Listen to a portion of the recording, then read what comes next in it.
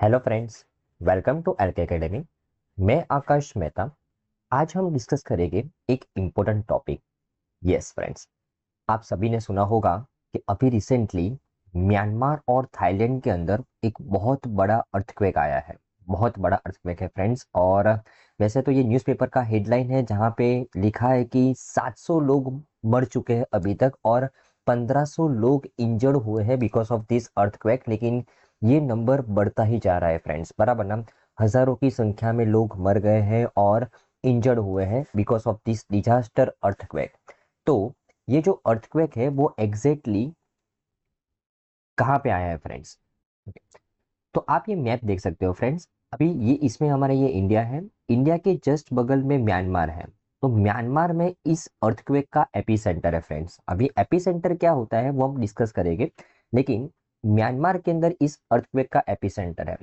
Myanmar के अंदर एक लोकेशन है मंडला करके, वहां पे इस अर्थक्वेक का एपी सेंटर है। राइट। ओके। और ये जो अर्थक्वेक है उसकी जो सबसे ज्यादा असर है ना वो म्यांमार के अलावा उसका जो पड़ोसी देश है थाईलैंड वहां पे भी हुई है। और थोड़े बहुत झटके म्यांमार का और एक पड़ोसी देश बांग्लादेश और इंडिया के अंदर भी थोड़े बहुत झटके आपको देखने को मिले हैं।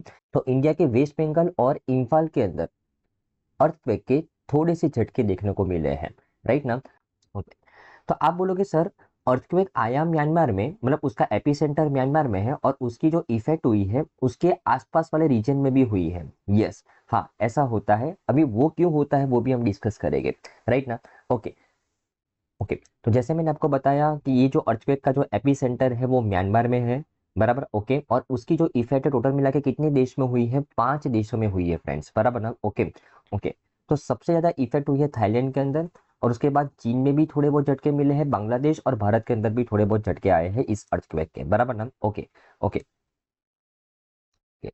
अगर मैं इस अर्थक्वेक के मैग्नीट्यूड के बारे में बात करूं, अर्थक्वेक का मैग्नीट्यूड कौन से इंस्ट्रूमेंट से मेजर किया जाता है उसको भी हम डिस्कस करेंगे फ्रेंड्स।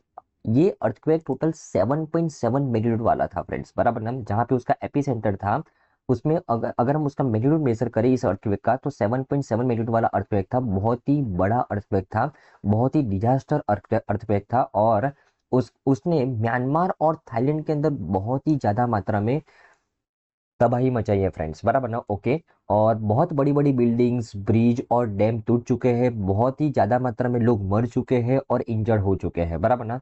और और इंडिया ने म्यांमार को और थाईलैंड को, जो सबसे ज्यादा इस अर्थक्वेक के अंदर अफेक्टेड देश है, उनको मदद करने के लिए 15 टन रिलीफ मटेरियल भेजा है, बराबर ने ध्यान में रखना है। तो अभी हमने देखा फ्रेंड्स कि म्यांमार और थाईलैंड के अंदर बहुत ही बड़ा अर्थक्वेक आया। 7.7 मैग्नीट्यूड था उसका। और बहुत ही ज्यादा मात्रा में उसने डिजास्टर क्रिएट किया है दोनों देशों के अंदर। और कुछ हल्के फुल्के झटके इंडिया और बांग्लादेश और चाइना के अंदर भी देखने को मिले हैं। राइट। तो अभी ये जस्ट रीसेंट न्यूज थी। और अभी हमको देखना है एग्जाम पॉइंट ऑफ व्यू से कि ये अर्थक्वेक क्या होता है। यस, अर्थक्वेक क्या होता है, किस तरीके से उसको मेजर किया जाता है। राइट। तो ये सभी के बारे में चर्चा करते हैं। ओके।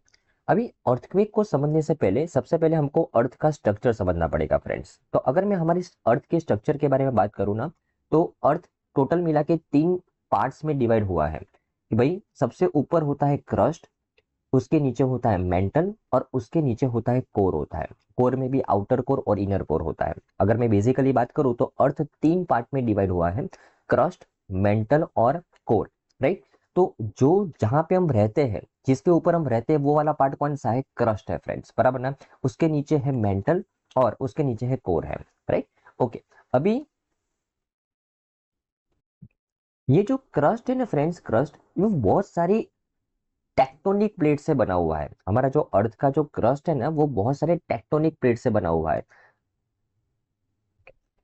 अगर हम इस इमेज को ऑब्जर्व करें फ्रेंड्स, तो अर्थ हमारा एग्जैक्टली ऐसा दिखता है।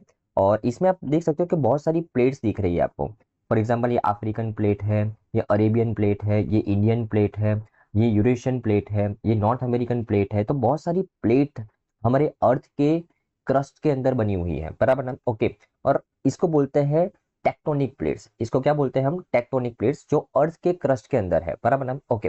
अर्थ के स्ट्रक्चर को दूध के एग्जाम्पल से समझे फ्रेंड्स। तो जैसे मैंने आपको बोला कि अर्थ का जो अपर पार्ट है उसको हम बोलते हैं क्रस्ट बोलते हैं।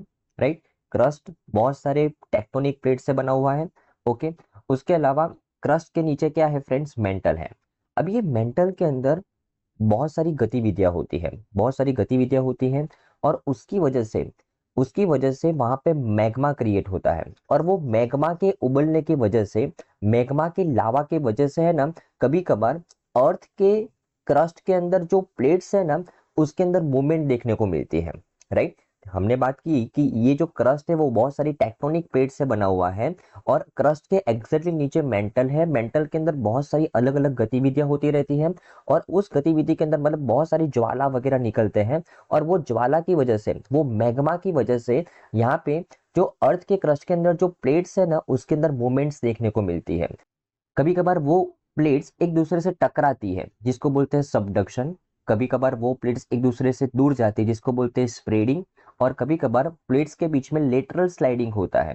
प्लेट्स के बीच में क्या होता है फ्रेंड्स, लेटरल स्लाइडिंग होता है, राइट। ओके, तो okay, अगर मैं सेम यही सिचुएशन को दूध के एग्जाम्पल के साथ कंपेयर करूं, तो मान लीजिए कि एक दूध है और दूध के ऊपर मलाई जमी हुई है, मलाई जमी हुई है। तो आप मान लो कि जो मलाई जमी हुई है उसका आप क्रस्ट मानो, और उसके नीचे जो दूध है उसका आप मेंटल मानो, राइट। अभी अगर हम दूध को उबालेंगे तो मतलब उस मेंटल के अंदर गतिविधियां होगी, और ये मेंटल के अंदर जो गतिविधियां हुई उसकी वजह से जो ऊपर की जो मलाई है उसके अंदर धीरे धीरे क्रैक होगी, और क्रैक होने की वजह से वो धीरे धीरे स्प्रेड होगा, और वो मलाई फिर दूध के अंदर मेल्ट हो जाएगा एक समय के बाद। तो सेम सिचुएशन अर्थ के अंदर होती है, सिंपल, बराबर ना। कि अगर मेंटल के अंदर कुछ गतिविधियां होती है, कुछ लावा क्रिएट होता है, कुछ मैग्मा क्रिएट होता है, उसकी वजह से जो प्लेट्स है उसके अंदर गतिविधियां होती है, मूवमेंट्स होती है। या तो वो प्लेट्स एक दूसरे से टकराती है, या तो वो स्प्रेड होती है, या तो लेटरल स्लाइडिंग होता है, राइट ना। और अभी मान लीजिए कि मेंटल के अंदर मैग्मा क्रिएट होने की वजह से अर्थ के क्रस्ट में जो प्लेट्स रही है उसके अंदर कुछ गतिविधियां हो रही है, कुछ मूवमेंट्स हो रही है। और मान लीजिए कि ये दोनों plate, for example African plate और साउथ अमेरिकन प्लेट, वो एक दूसरे से दूर जा रही है उस मैग्मा की वजह से। तो ये जो अफ्रीकन प्लेट जो यहाँ से दूर जा रही है वो कोई जगह पे टकराएगी, कोई दूसरी प्लेट से टकराएगी, मान लीजिए वो ऑस्ट्रेलियन प्लेट से टकराएगी। तो जहाँ पे दो प्लेट्स टकराती है वहां पे अर्थक्वेक क्रिएट होता है, और जहां पे दो प्लेट्स एक दूसरे से दूर जाती है वहां पे एक गड्ढा हो जाता है, राइट ना। ओके, और अर्थक्वेक होने से पहले जहां पे दो प्लेट टकराती है, तो कभी कभार अर्थक्वेक होने से पहले वहां से ज्वालामुखी भी फटता है फ्रेंड्स, बराबर ना, राइट। तो ये जो ज्वालामुखी होता है, जो अर्थक्वेक आता है, वो किस वजह से आता है, नॉर्मली वो दो प्लेट के टकराने की वजह से आता है, राइट। तो अभी ये जो म्यांमार वाला जो अर्थक्वेक आया है वो कौन सी दो प्लेट के टकराने की वजह से आया है, तो वो है ना, वो इंडियन प्लेट और यूरेशियन प्लेट की टकराने की वजह से आया है। एग्जैक्टली ये लोकेशन पे ये टकराव हुआ है फ्रेंड्स, और यहाँ पे हमारा म्यांमार है, और इसी लोकेशन के ऊपर ये अर्थक्वेक का एपिसेंटर है फ्रेंड्स, बराबर ना, राइट। तो इंडियन प्लेट और यूरेशियन प्लेट के टकराव की वजह से ये म्यांमार और थाईलैंड के अंदर आपको ये अर्थक्वेक देखने को मिला है 7.7 मैग्नीट्यूड वाला। ध्यान में रखना है, आपको समझ में आएगा किस तरीके से अर्थक्वेक आया फ्रेंड्स, बराबर ना। ओके, अभी ये एपिसेंटर क्या होता है उसके बारे में देखते हैं। ओके, अभी जैसा हमने देखा, ये जो प्लेट्स होती है वो क्रस्ट के अंदर होती है, और ये जो हमारा क्रस्ट है अर्थ का वो 0 से 100 किलोमीटर जितना थिकनेस वाला है। ओके, अभी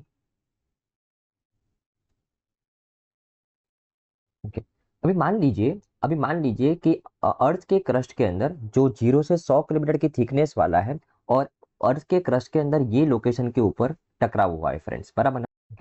और जब ये दो प्लेट्स जब एक दूसरे के साथ बहुत जोर से टकराती है, तब फ्रेंड्स वो सिस्मिक वेव्स क्रिएट करती है, एक तरंग क्रिएट करती है, बराबर ना। हम नॉर्मल लाइफ में भी देखते हैं कि जब दो चीज बहुत जोर से टकराती है तो किस तरीके से वहां उसमें से एनर्जी रिलीज होती है, तरंग रिलीज होता है, बराबर। उसी तरीके से यहाँ पे दो बड़े बड़े प्लेट्स जब एक दूसरे के साथ टकराए तब सिस्मिक वेव्स क्रिएट होते हैं, तरंग क्रिएट होते हैं।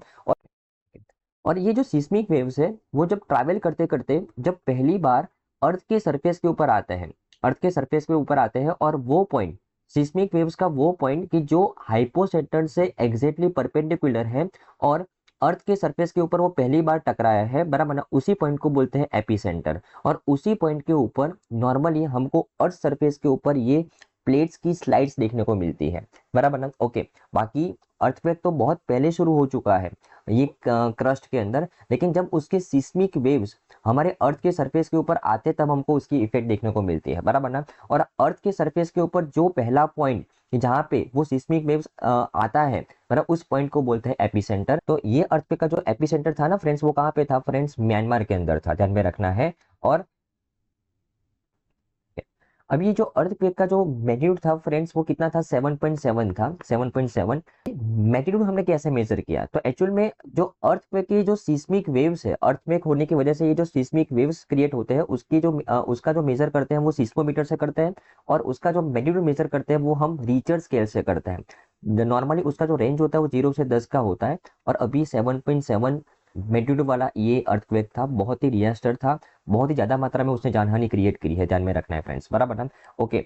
और तो जैसे हमने देखा कि नॉर्मल ये जो अर्थक्वेक होते हैं वो प्लेट्स के टकराने की वजह से होते हैं, तो जहाँ पे दो प्लेट्स एक दूसरे को मिलती है वहां पे नॉर्मली अर्थक्वेक आते हैं, और जहाँ पे दो प्लेट्स एक दूसरे को मिलती है उस एरिया को क्या बोल सकते हैं हम, अर्थक्वेक प्रोन जोन बोल सकते हैं। और आपने रिसेंट पास्ट में सुना होगा कि तिब्बत के अंदर, नेपाल के अंदर बहुत सारे अर्थक्वेक आते रहते हैं, बिकॉज आप देखो ये जो हमारा हिमालयन वाला रीजन है, जो इंडियन प्लेट और यूरेशियन प्लेट को कनेक्ट करता है, बराबर ना, राइट। तो यहाँ पे बहुत ज्यादा मात्रा में अर्थक्वेक आते रहते हैं। और थोड़े साल पहले लगभग 2002 के आसपास, 2001 के आसपास की अगर बात करूँ, तो कच्छ के अंदर, हमारे कच्छ के अंदर बहुत बड़ा भूकंप आया था, राइट ना। तो आप देखो वो वाला रीजन है ना, वो ये वाला रीजन है, ये वाला रीजन, हाँ, जो इंडियन प्लेट और अरेबियन प्लेट के साथ कनेक्टेड रीजन है, बराबर ना। तो जो भी रीजन दो प्लेट के साथ कनेक्टेड है वहाँ वो अर्थक्वेक प्रोन रीजन बोला जा सकता है, बराबर ना। ओके। और अगर मैं दुनिया के अंदर बात करूँ, तो सबसे ज्यादा अर्थक्वेक आता है सरकम पैसिफिक बेल्ट के अंदर। सरकम पैसिफिक बेल्ट, दुनिया की जितने भी अर्थक्वेक आते हैं उसमें से 81% अर्थक्वेक सरकम पैसिफिक बेल्ट के अंदर आते हैं। अभी सरकम पैसिफिक बेल्ट क्या है, तो नाम से पता चलता है कि जो हमारा पैसिफिक ओशन है, जो हमारा पैसिफिक ओशन है उसके सरकमफेरेंस के ऊपर जितनी भी कंट्रीज हैं, बराबर ना, उसको बोलते हैं सरकम पैसिफिक बेल्ट। तो ये जो सरकम पैसिफिक बेल्ट के अंदर जितने भी कंट्रीज है वहां पे दुनिया के जितने भी अर्थक्वेक आते हैं उसमें से 81% अर्थक्वेक यहाँ पे इस लोकेशन पे देखने को मिलते हैं, जिसमें Chile, North America, South America, right ना, उसके अलावा एशियन कुछ कंट्रीज है, जापान है, ऑस्ट्रेलिया है, न्यूजीलैंड है। तो ये रीजन के अंदर, दुनिया के अंदर सबसे ज्यादा अर्थक्वेक आता है, बिकॉज ये एक ऐसा रीजन है कि जहाँ पे दो प्लेट्स एक दूसरे को टकराती है, बराबर ना, राइट। ओके। तो आई थिंक आपको इस न्यूज में समझ में आया होगा फ्रेंड्स कि अर्थक्वेक अभी रिसेंटली म्यांमार और थाईलैंड के अंदर आया, बहुत ही बड़ा डिजास्टर क्रिएट किया। और अर्थक्वेक क्या होता है, कैसे जनरेट होता है, किस तरीके से हम इसको मेजर करते हैं, और सबसे ज्यादा अर्थक्वेक कहाँ पे होता है, वो सभी चीजों को हमने डिटेल में डिस्कस किया friends. Okay, thank you friends, bye.